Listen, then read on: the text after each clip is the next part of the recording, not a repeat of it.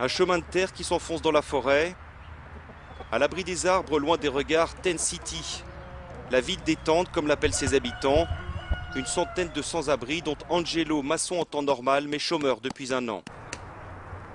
Voici ma tente, c'est ici que je dors. C'est beaucoup mieux que d'être à la rue ou dans un centre d'hébergement. Les centres sont souvent sales et la rue, c'est pour les cas désespérés.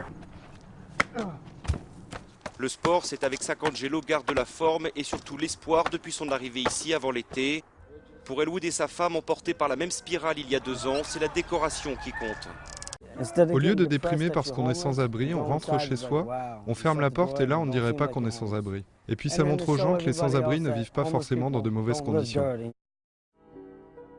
Un toit pour s'abriter, un lieu pour se poser, c'est ce que Tent City offre à ceux que la crise a jetés dans la pauvreté. En un an, la population du camp a doublé.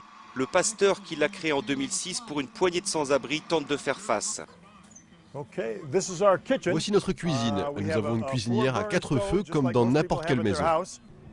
Une cuisine, une salle de bain aussi. Avec les dons des églises de la région, environ 1 500 $ chaque mois. Avec l'aide aussi de quelques habitants du coin, il offre l'essentiel. Il y a un esprit de communauté, un sentiment d'appartenance, de propriété, une raison d'être. Des émotions qui nous rendent heureux, qui nous donnent de la confiance et de la dignité.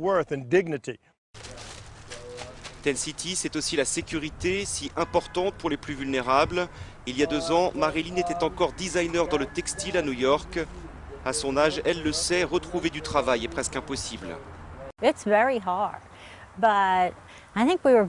C'est très difficile, mais nous avons de la chance parce que le camp est bien organisé et protégé. Nous sommes très bien ici.